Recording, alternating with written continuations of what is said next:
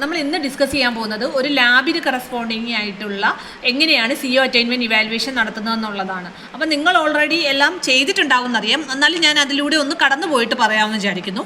അപ്പോൾ database management system lab എന്ന് പറയുന്ന 2019 സ്കീമിലെ ഒരു ലാബാണ്.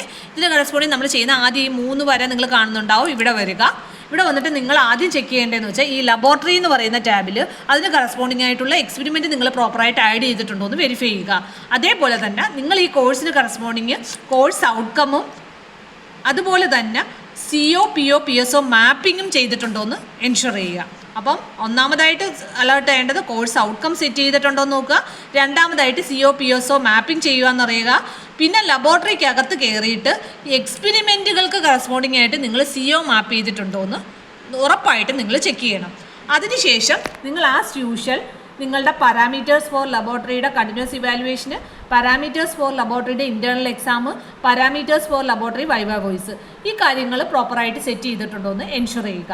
ഓക്കെ, ഞാൻ ജസ്റ്റ് ഒരു എക്സാമ്പിൾ ഇവിടെ ചെയ്തേക്കുമോ. നമ്മളിങ്ങനെ സെറ്റ് ചെയ്തിട്ടുണ്ട്, ഇതിന് കറസ്പോണ്ടിങ് അങ്ങ് ചെയ്തിട്ടുണ്ട്.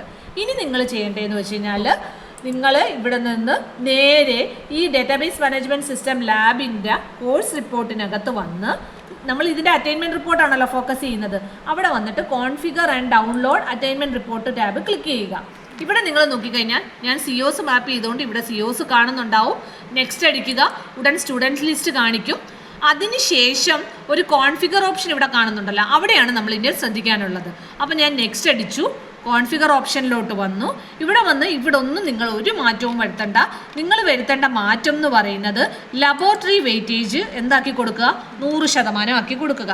അതേപോലെ തന്നെ ഇൻറ്റേർണൽ ഇവാലുവേഷൻ 30%, അതേപോലെ semester end evaluation 30%, N semester evaluation നിങ്ങൾ 70% കോൺഫിഗർ ആക്കി കൊടുക്കാൻ മറക്കാതിരിക്കുക.